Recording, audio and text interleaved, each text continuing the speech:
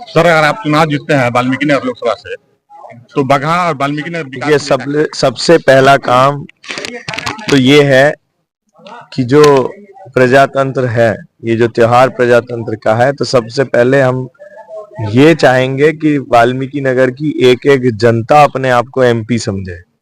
ठीक है ना। जब तक लोगों को उनका हक नहीं मिलेगा, उनको बात कहने का मौका नहीं मिलेगा, उनके बीच में नहीं रहेंगे, सबसे पहला काम तो यही करना है कि उनकी दिक्कतें समझना और उनसे मिलना, सारी समस्याओं को समझना और उसको सारी बातों को यहीं पे पहले उसको एनालाइज करना कि कौन सा काम होने लायक है और कौन सा हवा में है, और जो काम ऑलरेडी चल रहे हैं जैसे रेल का है या सड़कों का है या पुल का है, उसकी अभी क्या व्यवस्था है, क्या स्थिति है, किस वजह से वो रुके हुए हैं। जैसे मसान नदी पे एक पुल है, वो पास हो गया है, वो बन नहीं रहा है।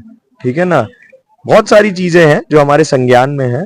सबसे पहले सब चीजों को समझना और फिर उनके ऊपर कार्य करना। सर, एक सवाल और, जैसे कि यहाँ पे बगहा में और वाल्मीकि नगर में लोग अफसरशाही से परेशान है, किसी को न्याय नहीं मिल पा रहा है। क्या आपकी सरकार आएगी तो नेताओं की चलेगी? यहाँ नेताओं की नहीं चलती है। देखिए, जब हम इस जर्जर हालत की व्यवस्था की इस फैक्ट्री को लिए, तो यहाँ भी ऐसे ही अफसरशाही चलती थी। यहाँ के किसानों से पता कर लीजिए आप। और आज के दिन सबको पता है कि एक किसी छोटे से छोटे एक कट्ठे के किसान का भी एक मैसेज आ जाए हमारे पास कि व्यवस्था में कोई सुन नहीं रहा है या ये नहीं कर रहा है, तो क्या हालत उस ऑफिसर की होती है, क्या उस एम्प्लॉय की होती है और क्या हमारी होती है, ये सब किसान यहाँ जानते हैं। ये जो अफसरशाही है उतनी तक ठीक है जब तक जनता का काम हो रहा है। जहां जनता को परेशान करने वाली अफसरशाही होगी, उसको ना तो जनता चाहती है, तो मैं कौन होता हूं? मेरे को तो वही करना है जो जनता को चाहना है। मेरा काम है जनता की बात सरकार तक लेके जाना। और मैं अभी कुछ नहीं कहना चाहूंगा क्योंकि समय बताएगा कि अफसर मनमानी जो चलती है उसके ऊपर जनता क्या चाहती है, जो जनता चाहती है वो होगा। सर, एक और, जैसे कि वाल्मीकि नगर लोकसभा में जहां भी देखेंगे झोपड़ी दिखेगा। बहुत से ऐसे गरीब हैं जिनके पास खाने का पैसा नहीं है और आवास योजना का लाभ उनको मिलता है जिसके पास मकान है। और आग, इस समय आग लगी घटना बार बार हो रही है, ये आप देखे भी होंगे, सुने भी होंगे न्यूज के माध्यम से, कई पंचायतें में आग लगी है। देखिए, जो आग लगी है उसका सबसे बड़ा जो कारण है वो है गरीबी। ठीक है ना। वो आग इसलिए नहीं है कि घास फूस का मकान बना है, वो इसलिए लगी है कि उन लोगों के पास और कोई तरीका नहीं है रहने का। उनको जहां जगह मिलती है घास फूस से घर बनाते हैं, और इंदिरावास उन लोगों को मिलना चाहिए। ठीक है ना। क्यों नहीं मिल रहा है, ये तो आज जो सरकार में बैठे हैं वो बताएंगे। जो तो बोले थे कि 22 से 24 तक हम आवास देकर फाइनल। तो देख लीजिए, रोज आग लग रही है। ये तो आप बता रहे हैं, आप ही जवाब दे रहे हैं, आप ही सवाल कर रहे हैं। अभी पूछ रहा हूँ, इस पे क्या होना चाहिए? इस पे का जो सरकार की नीति है उन लोगों को मिलनी चाहिए। इसमें होना क्या चाहिए? इसमें मेरे से क्या पूछ रहे, जनता से पूछ लीजिए। अरे जो काम सही है वो ना होना चाहिए। इंदिरावास का योजना है तो जिसके मकान ऑलरेडी पक्के बने हुए हैं उनको योजना मिल रही है। गलत कह रहे हैं हम? नहीं, सही है। और जो बेचारे घर जल रहे हैं उनको कुछ नहीं मिल रहा है, उनको अभी तक कोई सहायता नहीं मिली है। हम तो जाके आए हैं हर जगह। अब क्या है क्या नहीं है ये तो समय ना बताएगा। हाँ, सब कुछ आज ही हमसे बुलवा दीजिएगा तो आधे से ज्यादा तो हमारे से ऐसे ही नाराज हो जाएंगे। इसलिए हम अभी कुछ नहीं पूछिए हमसे। अभी बस जो काम है प्रजातंत्र का, जो ये आ रहा है मौका जनता को जवाब देने का, तो वो जवाब दीजिए।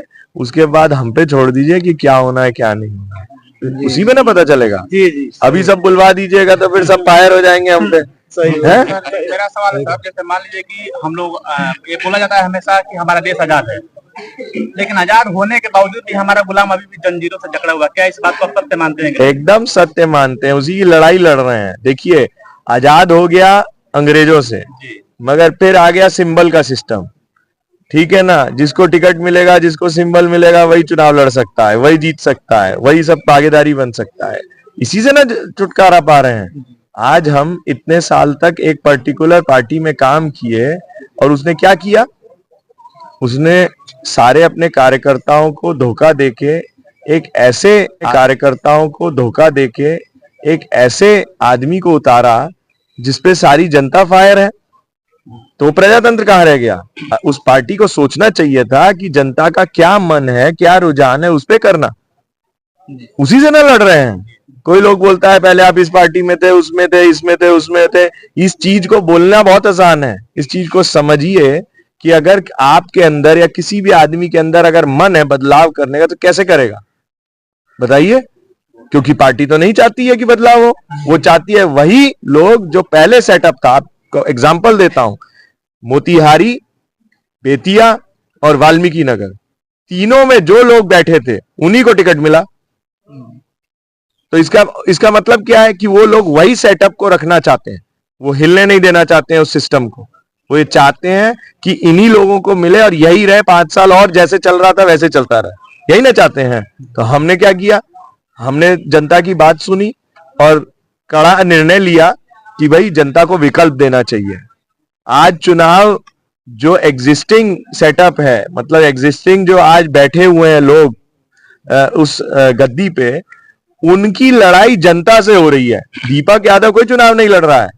ये जनता के अंदर जो पॉलिटिकल फ्रस्ट्रेशन है, जो एक प्रजातंत्र के खिलाफ जो गुस्सा है उनके मन में, वो लड़ रहा है एग्जिस्टिंग जो बैठे हुए हैं लोग गद्दी के ऊपर, उससे। तो कैसे आप कह रहे हैं देश आजाद है? देश तो आज सिंबल की जकड़ में आ गया है कि ये सिंबल है तो उसी को दे देंगे।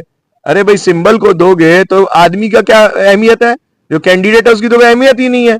यही ना उन्होंने किया कि आज किसी को भी बैठा दीजिए और उसके बाद सिंबल दे दीजिए, वो जीत के आ जाएगा। तो आजादी कहाँ रही?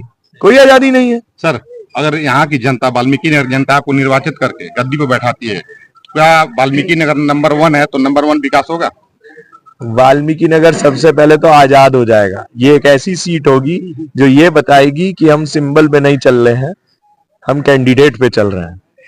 ठीक है ना? ये वो सीट हो जाएगी और उसके होने के बाद लोगों को ये विश्वास आ जाएगा, आत्मविश्वास, की चाहे कोई पार्टी कुछ करती रहे, हम अपने मन पे आ गए, हमने कुछ ठान लिया तो हम बदलाव कर सकते हैं।